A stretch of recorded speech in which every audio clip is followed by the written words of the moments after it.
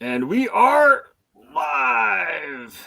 We're live coming on your TVs there in Texas and Louisiana on the Smart Money Culture TV network, as well as streaming live around the world on X, one of our favorite platforms, as well as YouTube, LinkedIn, Facebook, all the regulars. I am here in Washington, D.C. Sir David, you're there in Dublin. How was Europe, brother? Yes, it's okay. I'm working it here twice a day, Monday through Friday, doing the best I can to make a difference and to help you out. How are you, Bruce? Doing great, brother. So, did you happen to catch some of the State of the Union uh, last night, or some clips of it this morning? No, of course the time difference is real, so I wasn't up for it. I'm sure it was full of incoherentness and and I probably think some I think their I think their strategy at this point is just to it's to just lie so much and blunt um infactual things. that that's almost impossible for people to come back. That seems to be the status quo. So it was pretty interesting. Actually, I mean I didn't watch it. I went to sleep early. Obviously, I'm up early here on the East Coast, and but I woke up and after it was over, and I caught our main man there, Tucker, Uh-huh. and Tucker was talking about it, and that was actually really interesting. So Tucker had on um, Alex Jones, Uh-huh. and him and Alex Jones went through the deal, and it was so interesting. Oh yeah. Well, yeah, I mean, for a number of reasons. Number one, of course, Alex Jones has been persecuted, his whole I mean, almost his whole career. I mean, now granted, now he's gone after people, right, a lot, and the infamous Sandy Hook deal, and I mean, who knows? I think that That's probably that's just that's just recent. He started in the 70s. well, but that's what they took him out for, right? And I think that, I mean, I don't know, but I think that he actually, there's whenever there's like a big something like that, it always I've looked at a few of these things. I mean, we had like the I don't know if you remember, but that shooting down in Florida where it was like the gay club or whatever. I mean, there if you and the other ones too. If you really look at these horrible things that happen and you really dig into them, a lot of stuff usually it doesn't make sense, and I don't Right. know why it doesn't make sense. I don't know. I don't know. I can't tell you, but I can tell you. But if you really dig into these disasters, the stuff doesn't add up all the time, almost I every time. agree. And so Yeah, who we knows what he thought about it. But anyway, at this point, that's well water under the bridge. And I think he has $1 billion settlement to pay or something like that. But him and Tucker sat down and they talked coherently about things. right. Yes. Yeah. Yeah. And that was pretty nice to hear things that were coherent. I like when Tucker's in the headlines. Tucker's great, right? Yeah, he's been pretty solid. And to see him on TV and on social media, even though they doxed him on Fox, is awesome. It's really great, right?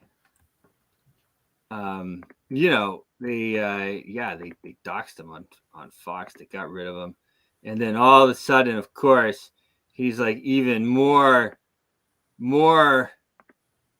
uh, powerful. I would say he's got a bigger mic. He went off. I don't know how much they were paying him, but he made $100 million Yeah. uh, since he left. 100 million. I mean, he could retire on that. Maybe Not me. inflation if inflation doesn't keep going the way it's going. there's always a bigger boat and a bigger house to get. There's a bigger boat and a bigger house, David says. So the State of the Union was pretty funny last night because I think that, I mean, I don't know, guys. I mean, do you really think that was Joe Biden? Which version? Right? Like, I mean, do you really think that that was Joe Biden, guys? Like, I don't know. Like, I mean, of course, there's all this stuff, and I asked Grok, and Grok immediately told me that that was not true. And there's been multiple fact checkers. Even Grok told me multiple fact checkers have said that was really. Yeah, it does kind of look like he's wearing the face mask, right? You can't see his eyeballs that well. Well, not only that, his ears don't have anything here. State of the Union was interesting. Was that really Joe Biden? Who has the Or facial recognition something else technology? in one of those CIA masks? I mean, you know, I think this is pretty. I think it looks pretty interesting. I'm going to pull up a couple of things here and show you. This mask. Yeah, that's right. Okay. So look at this. I put out a post, and I talked a little bit about it, and then someone posted underneath me, which is always fun here. Let me share my screen.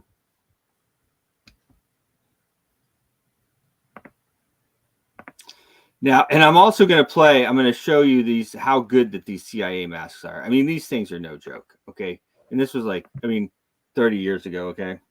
Oh, this is funny. Did I share this on show yet? What's the over under on these two making 40 years old? Making it to 40. Look at this. Oh, can you see that? Anyway, here, my post about it is right here. I said, fell asleep and woke up to the Tucker Carlson and Alex Jones interview talking about SOTU, collapse of the NWO, Elon Musk, and always speaking the truth, and how we can fight back and win against those who have enslaved us. This is a must-watch. God bless to these American heroes. I also want to talk about speaking about the truth. It's pretty interesting what Elon Musk was saying about it. So this is what people are talking about right here. Is that there was no hole there. There were two holes. There's something going on. There's something going on there. It doesn't look right to me. Now, let me show you these masks that the CIA has and everybody else. Masks. Here we go. Maybe he used a little extra face firming cream on his ears. Look at these masks. Look how good these are. Ne laisse pas ton odeur imprégner mes draps, et si tu m'abandonnes, je suis pas celle que tu crois.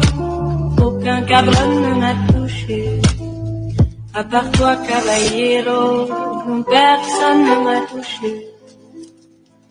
La cocaïne, a pris ma famille. Tu étais moi, prends-moi dans tes bras, et je n'ai plus personne. Ne laisse pas ton odeur imprégner mes draps, et si tu m'abandonnes, je suis pas celle que tu crois. Aucun cabron ne m'a touché, à part toi, caballero, personne ne m'a touché. La cocaïne, a pris ma famille. Tu étais.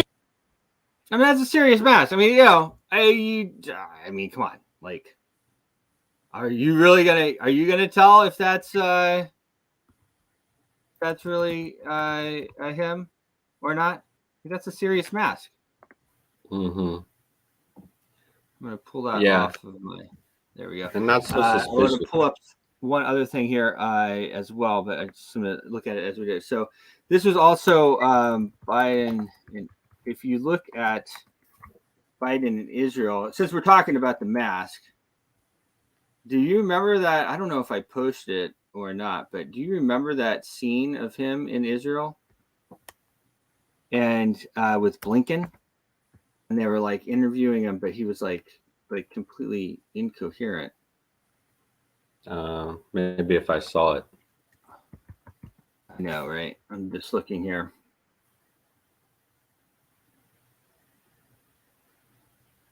Well, here's some more of this mask stuff. And guys, I mean, look, I just showed you how realistic these masks are. Okay, so you can say, "Oh, Bruce, this is this is not true," or "This is conspiracy theory," or whatever else. But I mean, I just showed you how good the masks are. So, I mean, use your head. I mean, you can. Here it is, right here. This is the one. Do you remember this bit now? I'll get the video here. So this was Biden supposedly in Israel. He came out, and first of all, his chin did not have this big cleft. All right, and that's Blinken in the background, basically as the, he's like doing his. Yeah, it was a weird one. It was a really weird one, right? I mean, this was really weird. I don't know if I'll be able to find the video fast enough for everybody. Anyway, maybe I'll play that at a future time. But these masks are serious business. Now, what was interesting, I thought, is the way that he responded as well to Marjorie Taylor Greene. Watch this clip. This is pretty amazing. Not really.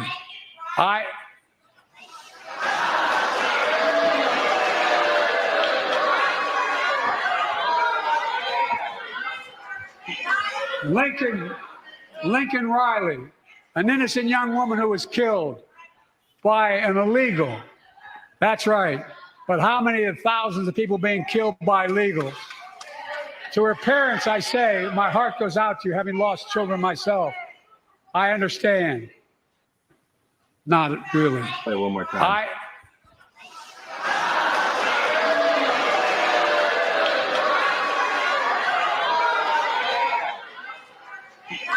Lincoln Riley, an innocent young woman who was killed by an illegal. That's right. But how many of thousands of people being killed by illegals? To her parents, I say, my heart goes out to you, having lost children myself. I understand. Crazy, right? Really. Now, it was pretty interesting as well because, I mean, then he goes on to say how many people have been killed by illegals. I don't know. I mean, thousands of people. Thousands of people have been killed by illegals. I mean, is that supposed to make people feel better? No, that Speaker of the House behind him is looking at him like, yeah, you are an idiot. You are an idiot. Speaking of the Speaker of the House, this guy is, well, first of all, he is Speaker of the House, Johnson. He was put in there by unanimous vote. The entire House voted for him. So, everybody has to keep that in mind, of course. The entire House voted for the guy. So what does that mean? What does that mean is that means that everybody knew he's going to take care of them. Okay. I mean, that's it. That's the deal. And so he's in there. And so what he's doing right now is he's making sure that he has the Democrats ready for the vote of this. They're saying the $60 billion for Ukraine, but I'm sure it's the 30 or 40 billion or whatever for Israel too. Everybody just doesn't like to talk about that, I think. But so this 95, I'm pretty sure anyway, it's the 95 billion, which again cost you, your household, you're going to get charged $1,000 to send this money overseas for these endless wars. and you're going to feel it in inflation. Remember how I talked about it yesterday? I'm going to start doing the tax. The tax, you know how beer, 12-pack of Bud Light was $9.99 a few years ago, and now it's $21. It's still $9.99, and tax is going to be $11. We're going to start pushing it that way. Anyway, so he is getting ready to push that through. He's putting together the Democrats. He's going to make it look like it's not his fault. He's the Speaker of the House. He can block that funding bill from coming to the floor. He has total control of that. I'm going to bring on now our good friend, Matt Dixon. We're going to talk about some money because I'll tell you the markets are flying. Hello, Matt. Hello, good morning. Yeah, how are you doing? Doing pretty good. So feeling pretty well rested. I must say, Biden looks good for 81 years, if that's him. Well, you know, that response was so fast. I think that response was just fast. I am a firm believer that they use these masks all the time. And I don't think that should be conspiracy theory. I think if those masks were that good 30 years ago, that it's pretty obvious that they're going to use masks sometimes. I think most of these people, they use doubles, they use masks. I think on the show yesterday, in the afternoon show, I even showed Trump, and he was with one of the girls, Loomer, who reports on stuff. And if you look at it, it doesn't look like Trump. My wife brought it up on one of our friends' Instagram page. That doesn't look like Trump. And Trump's got a double too. I mean, they all do it. It's part of the deal. I mean, you know, you can't do everything. I don't know if Trump leaned in for that hug kiss that he did either. I don't know if that's really his style. Right? Yeah. And he wasn't tall enough. The only thing is, how do they get the voice? You know, because you can analyze the voice.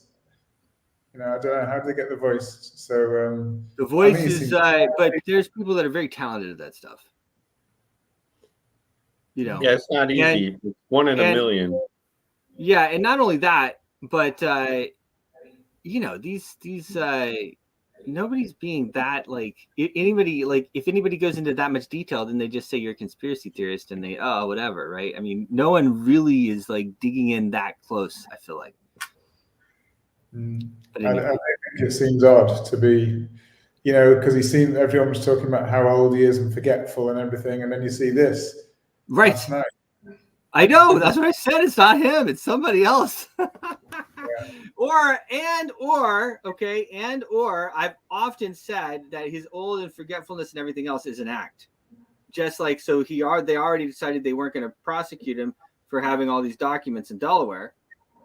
And why did they say they weren't going to prosecute him? It was because he's an old man and his memory isn't that good, and it wouldn't be whatever excuse they gave. But that was basically the excuse.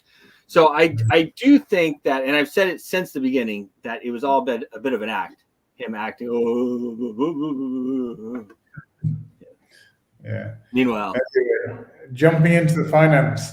So, with the main man of the hour here. Ooh, right. Look at that fear and greed I'm sharing my screen. I'm just showing the old fear and greed index to start with. Yeah. So we're going down a little. Still in a state of extreme greed in this market. I think it peaked at 82 or 83, and we're right up there still. So that's kind of danger territory. But what I thought I wanted to talk about today was unemployment. Non-farm payrolls are due out later today. 5:30, I think, our time. So anyway, not long, a couple of hours maybe, something like that. So the unemployment is really, really important. It's actually one of the big market movers. I've watched this for years, even when trading FX. It's a real big market mover because it impacts the US dollar. It impacts it's the health of the US economy. And so it really is one of the biggest data points that we watch out for as traders, whatever you're trading, even if you're trading gold, it's one of the big data points. So they're expecting it to remain stable. The forecast is 3.7% unemployment, which is still amazing. It's actually slightly up from the low last April, but it's still in an amazing situation. But I've been looking around again, and I've got, I know we showed a similar chart to this, but this is basically showing the surprising link between unemployment and recessions.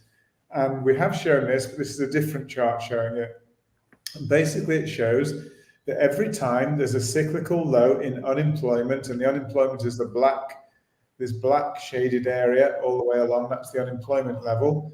And every time there's a cyclical low in unemployment, that is when a recession starts.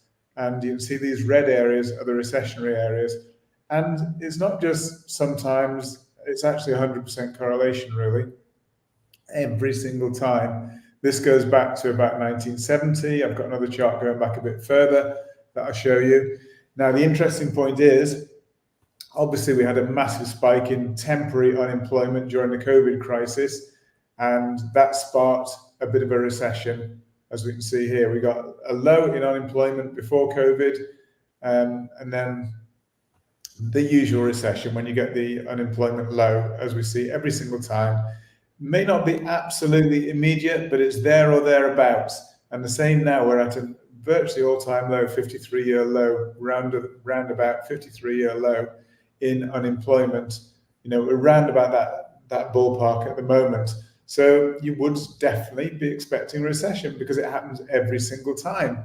And here's the other chart. This is actually the Fed's own figures.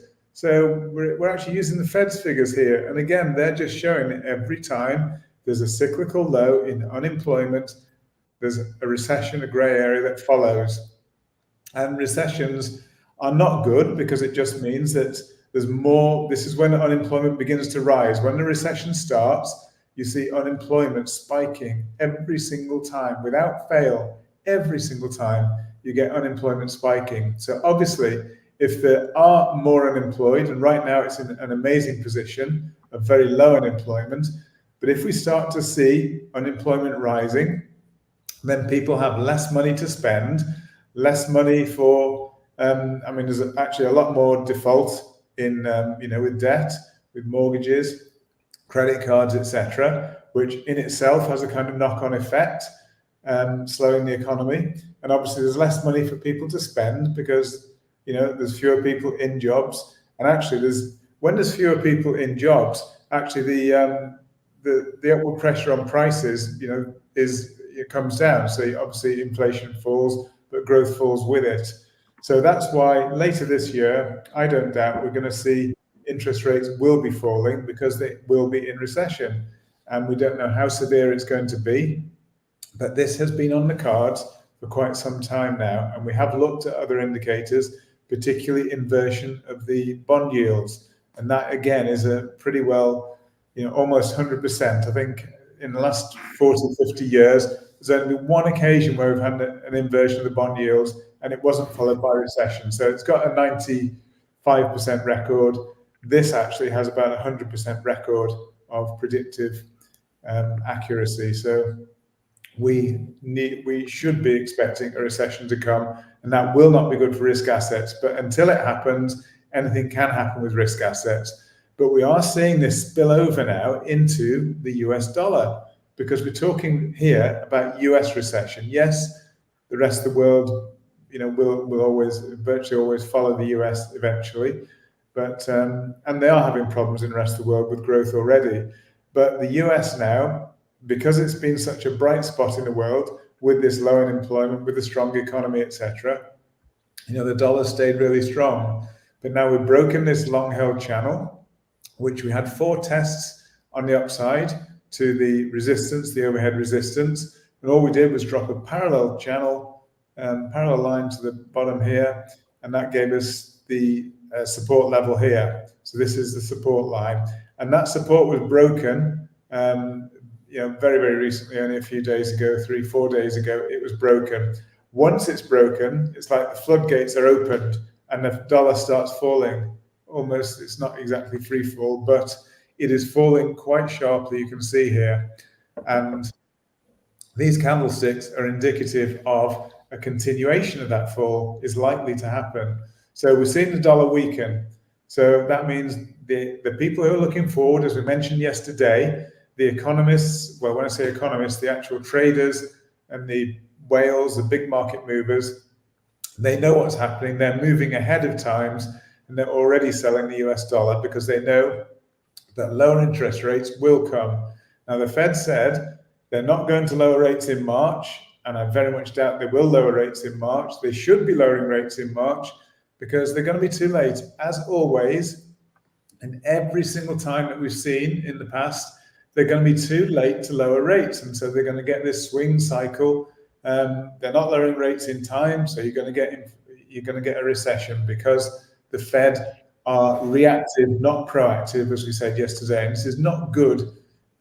Business really wants stability. That's all that business asks for, really, with economic environment. They want stability. They want to know what interest rates are going to be, what borrowing costs are going to be, employment costs, all these things. And the Fed are not doing it because they're just reactive and they wait until something's happened before they take action. And that was really borne out with the Fed chairman the last meeting. Said, "Oh, we're waiting to see what the market says, what the market does." Yes, I understand they need to, but they should have enough experience. They've got all the data from all the times they've messed up in the past, so they need to basically start to be proactive and act before they see recession and get the cyclical swings, which is not good for business long term. So moving on, gold has been an amazing riser. Look at it here, right at the top. Gold is really looking nice, and I think Matt, we should have Matt Dixon for Fed chair. I'll be president. And looking as though it's going to go higher, because looking at the Elliott wave count, we basically have wave 1 in red, wave 2 in red. We're getting towards a wave 3 in red. We're not even there yet. Then we're getting a wave 4 and a wave 5 to take us to massive new all-time highs on gold. That is coming because gold is the hedge against inflation. So as David and Bruce are always saying on the show, and they're promoting gold, I think they're absolutely right, because it is the hedge against inflation. And, there's nowhere else really to put your money in these times. If you think it could be serious. Sorry about that. So what's interesting here, again, we see within wave 3 here, that's also broken down into 5 waves. And so we see wave 1 in blue, wave 2 in blue. So what I did, I measured wave 1 here in blue, and I transposed it to the start of wave 2, and it gave me a nice termination point.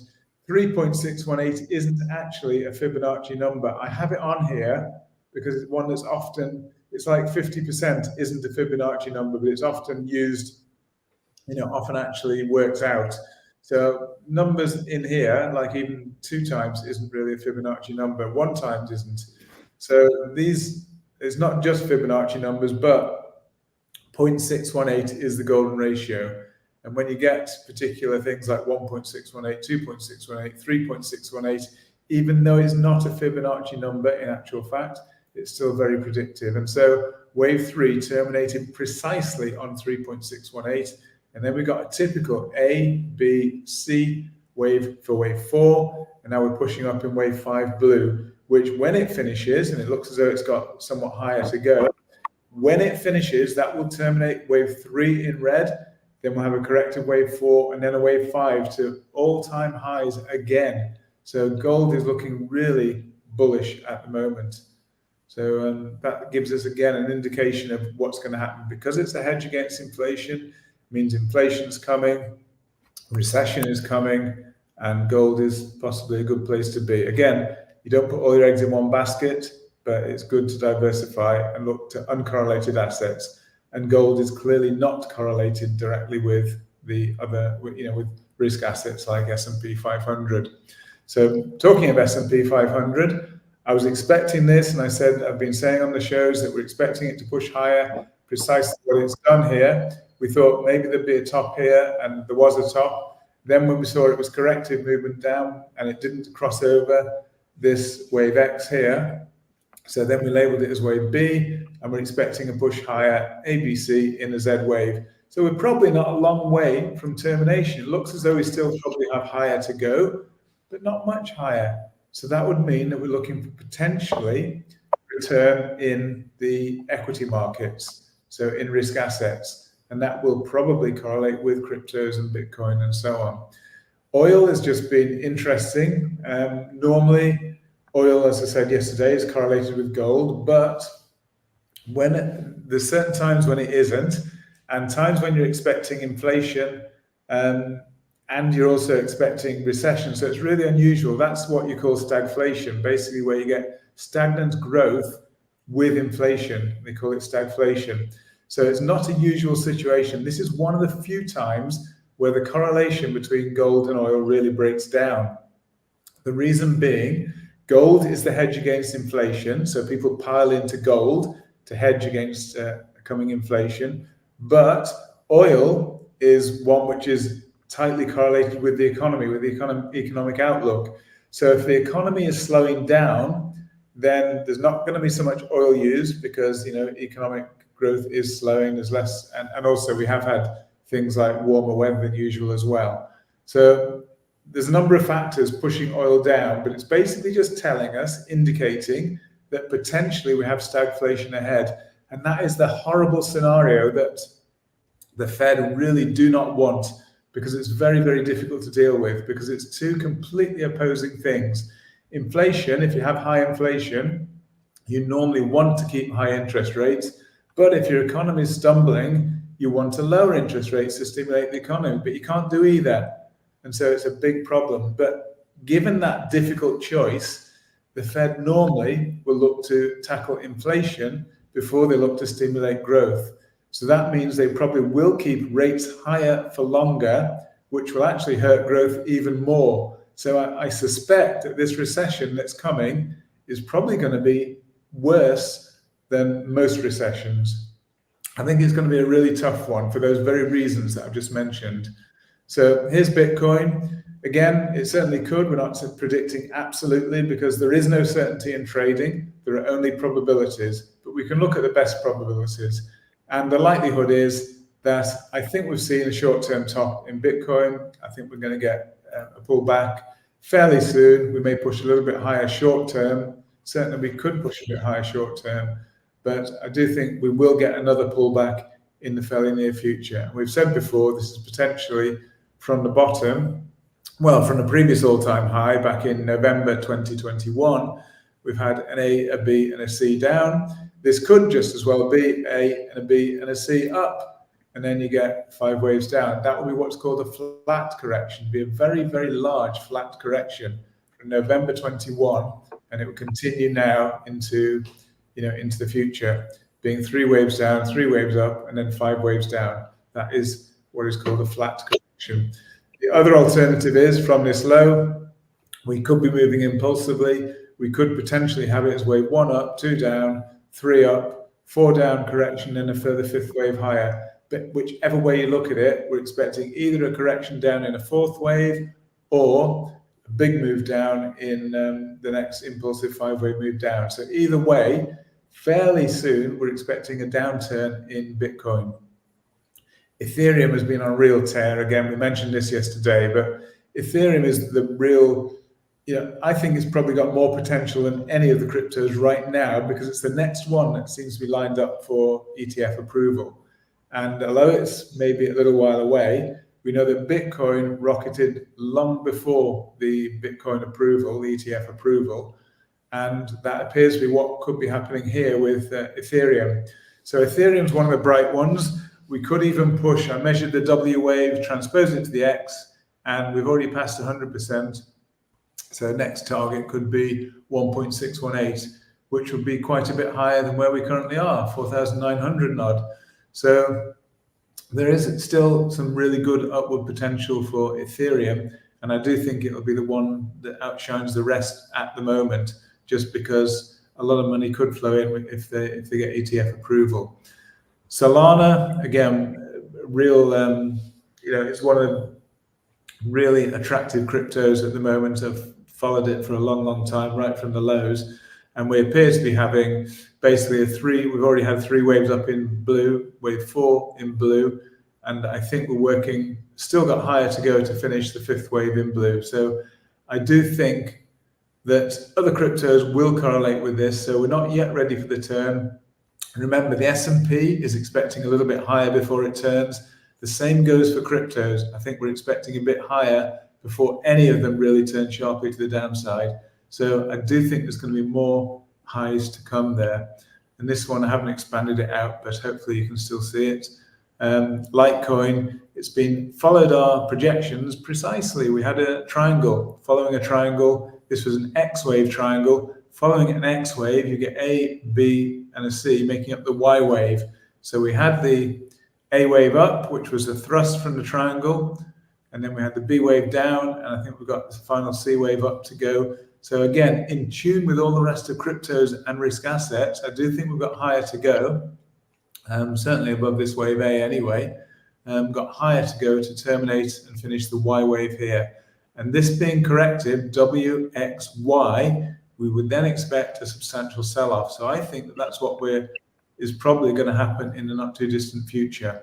So that kind of summarizes our look for today. So the outlook is that I think we're still expecting a bit higher to go in risk assets before we get any major turn in the market. But it's all again it's all sort of in agreement when we look at gold, when we look at oil, when we look at interest rates, when we look at unemployment.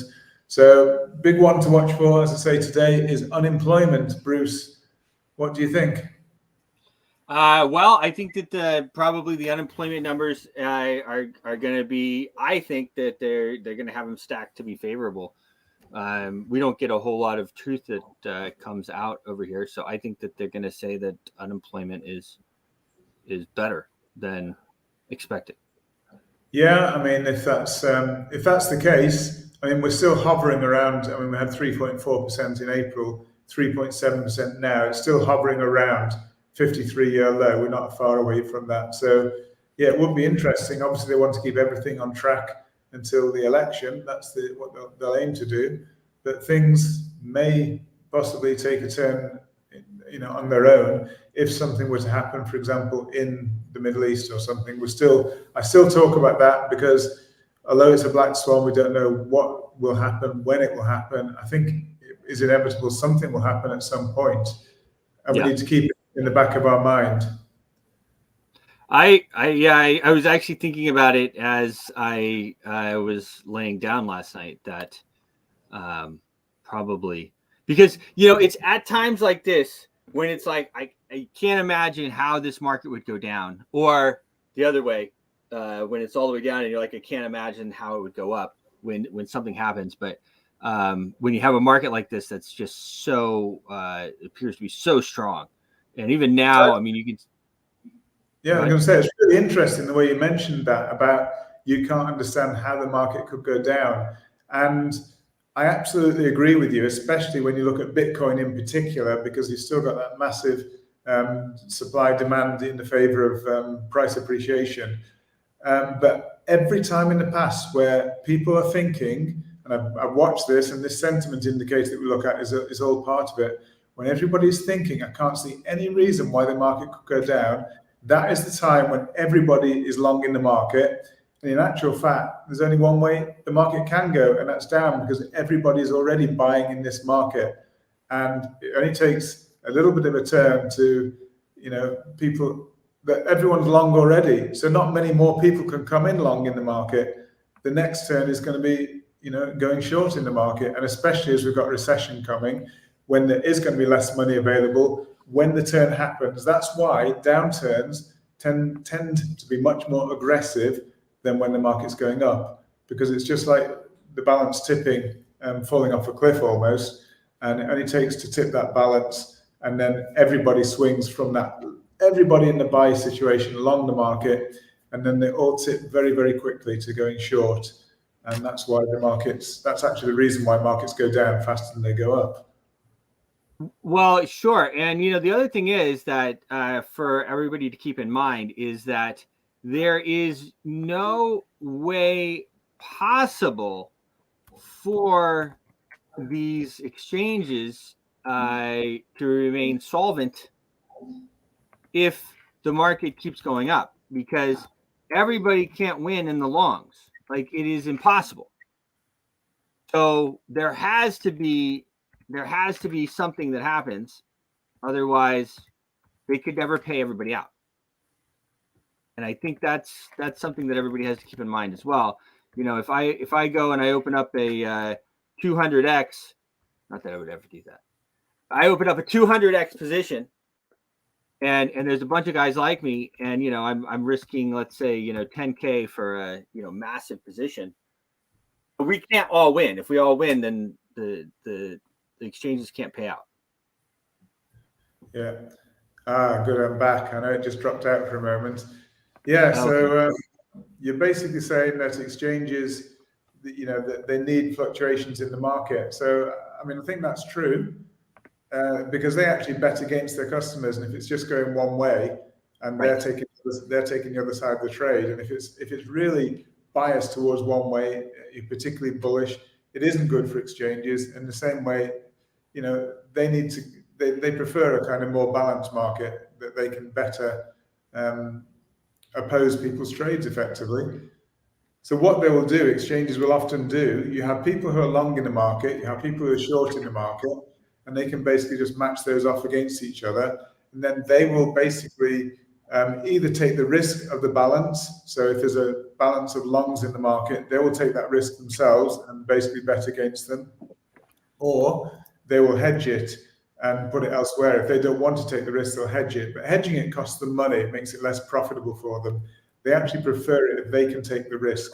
So if they can't take the risk, they have to pay to hedge it. And if the market is particularly one-sided, as it is at the moment, they're probably hedging a lot of that risk, and that is going to cost them more, so it's less profitable for them. And that's kind of the model that the exchanges use. Yes, agreed. So it'll be pretty interesting. I know. I'll share my screen here just for a minute. I don't know if you've seen this yet, but I mean, there is this video coming out of Gaza, and then I'll just show it quickly. But I mean, this is we are in wholesale, and the U.S. is just funding the heck out of this. And there's not a lot of video, in fairness, that comes out of Ukraine, because I think both countries don't.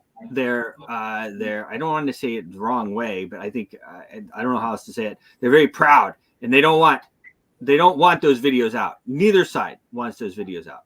But this is unbelievable.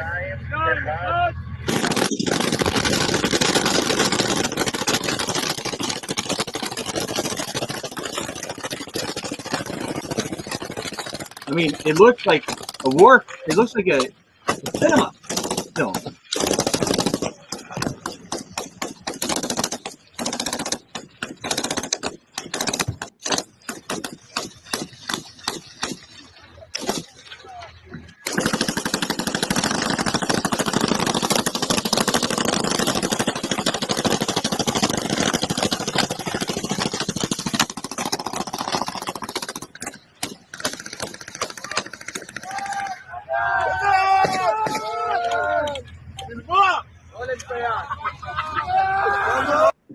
And my point is showing that is that when we talk about this, and let me just make a note of that 4230. When we talk about this stuff, that it would be, how long are people going to sit by? I mean, you have, Israel surrounded by, you have Turkey, you have Egypt, you have, of course, Iran, and Syria, and I mean, you go down the list. So how long are videos like that going to come out, and they're not going to do anything, And so this black swan type event, I mean, what could it be? And that's just Gaza. Of course, there's not so many videos. I could play another one. Actually, there was, but it's nothing like that. I mean, that really struck me as something else. But as well, I mean, this basic wholesale slaughter of human beings over in Eastern Europe, in the Ukraine and Russia, with these two sides just obliterating each other. And I know, I mean, Ukraine, whether or not you want to say whatever, I mean, David and I have spent a lot of time in Ukraine. We've also spent some time in Russia. Both people are beautiful people, and it's just heartbreaking to see them kill each other like that. But there's like 100 or 220 million Russians. It's like, it's just heartbreaking. It's heartbreaking. But how long does that go on? We have ISIS now saying in Moscow that they are going to have they're going to do a terrorist attack in Moscow. And so the U.S. Embassy is saying that there's going to be a terrorist attack in Moscow. And, the U.S. funded and started ISIS. I mean, that's pretty much a known fact at this point. And so, what in the world are we doing, guys? You know what I mean? It's just crazy. It breaks my heart. It really breaks my heart. Of course. Yeah, very sad. As you say, that video is actually quite sad when you look at it. It's very sad. And they're focusing on the deaths in Gaza, which is terrible, and no doubt deaths and conflict is terrible. But as you say, it's gone on and going on around the world, and all media attention seems to be one place. But as you say, Russia, Ukraine is actually almost forgotten about now. But yeah, hundreds of thousands, if not 1 million, dead. I mean, both sides, of course. Like I said. I think it's because they're both they want to make it look better than it is, or whatever it is. I mean, who wants to say? But hundreds of thousands, anyway you cut it, dead over there. So we've got Russian elections, haven't we, coming up on? I think it's 15th of March, so it's only about a week away or something like that. Yeah. So, I mean, I laugh about it because I hear Putin has won. Well, I that's what I already had the news report. I saw the news wire. Yeah, and the elections don't start until they're on the 15th, aren't they? It's funny. What's interesting is as an American growing up, it was always a little bit harder for I think us to understand. Of course, then we learn more about our political how our political apparatus works, and it's definitely not as clean as everybody purports it to be, but. A lot of different countries, they like or they need or they're used to. I don't know how you'd want to say it. The strong man, and I'm not endorsing anybody, but we took out the strong man in Iraq, and it's been a disaster. We took out the government in Iran, and we got the Ayatollah. We took out Gaddafi, and now Libya is an absolute mess. You know what I mean? And sometimes, the strong man. I don't know. It's there's not a good track record of interventions. America, they backed Bin Laden, didn't they, in the early days? Bin Laden was a CIA asset in the 80s. I mean, these are facts, and you say it to people, and they this that, but these are facts. Osama was a CIA asset in the 80s. We funded his whole deal, and then, but I mean, who even knows? Like, it's so hard to get your to know what the truth about the whole thing was. We had I've talked about it before. We had people sniffers back in Vietnam. My dad told me when they were looking for. They said they couldn't find Osama bin Laden. This was like way back when. My dad said they know exactly where he is. I said, "Oh yeah, what do you mean they can't find him?" No. They have people sniffers. He said we had him in Vietnam. Everybody gives off an electronic signature, and we can find anybody.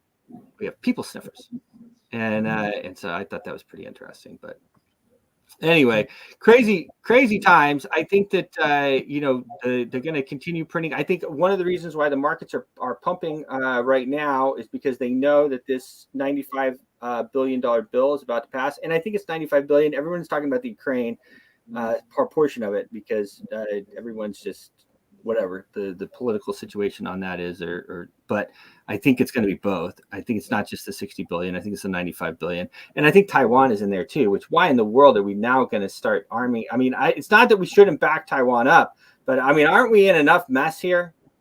Now we're going to go take on 1.3 or 1.5 billion people in China. I mean, what in the world is, guys? Like, there's 320 million Americans. Yeah, there's absolutely no doubt that China will not be happy about this at all, and something will eventually happen there, which again, this meddling in international affairs is a big problem. I can guarantee you something will happen regarding this Taiwan situation. China have said it's their territory. America are now arming them in Taiwan. It's again, it seems as though they're being controlled by the arms manufacturers, the arms dealers. Seems Yes. all those decisions are made because that's the reason. It can only be the only reason why they back all of these wrong horses. It seems to us, but they're not, because they're continuing conflicts everywhere, because that's how they make their money with arms manufacture and arms trades. Yes, it's exactly right.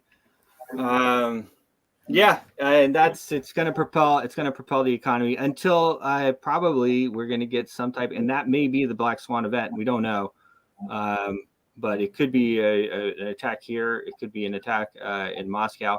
We certainly have plenty of people that have entered into the country over the last. I mean, whatever figures you want, see 10 or 20 million people. I mean, it's an astounding figure of people that have entered into the U.S. illegally.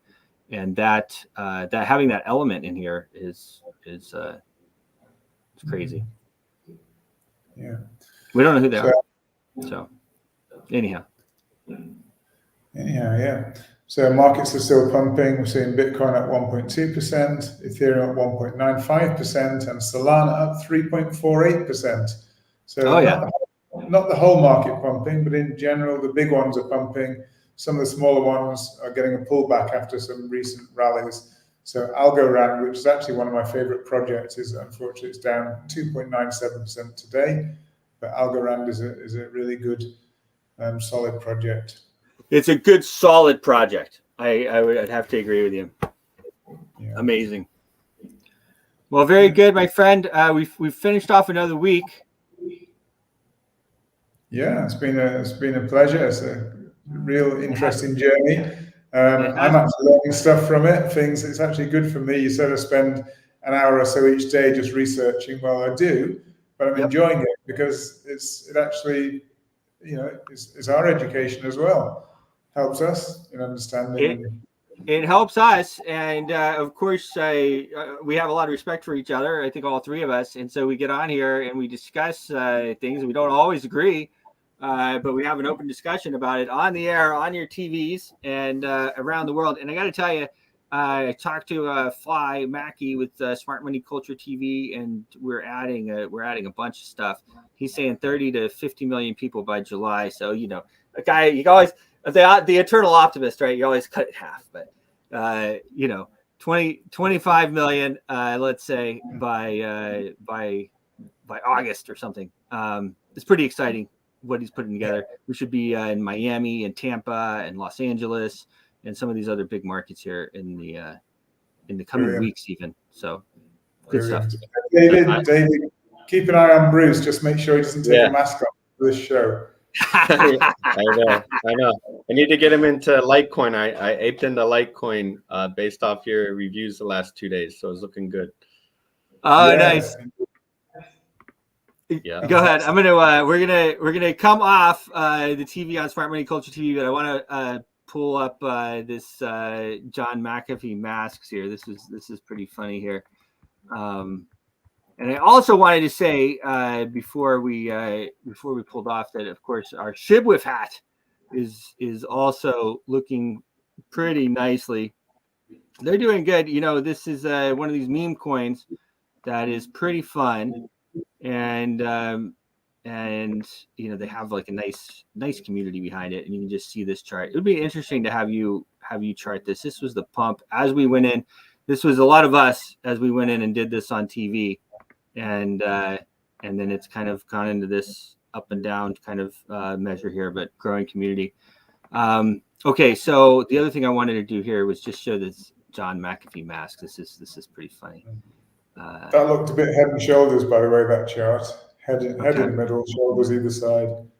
Okay. Let me see here. David. Oh, here it is. The John McAfee mask. So this isn't ours, but I came to Dubai wearing this. You might remember. I don't know. Or was it Taiwan? Yeah, it was Taiwan. It was Taiwan. So John McAfee, when he was on the run, he gave everyone these masks, and he wanted everyone to go out there and speak for him.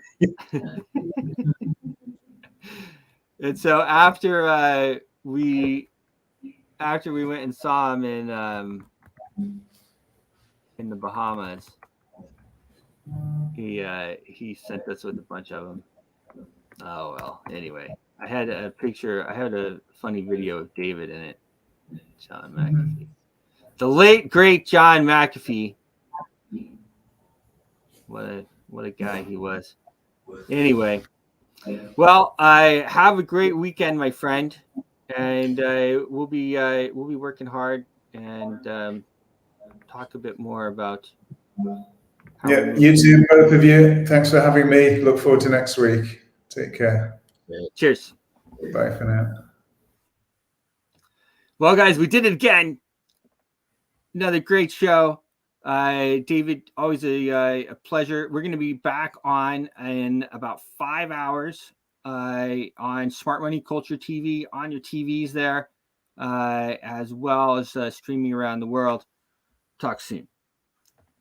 Talk soon. Your voice is powerful. When combined with social engagement, it's a force for change. Decentralized media paired with free speech is the catalyst for an empowered world and a unified, invaluable ecosystem.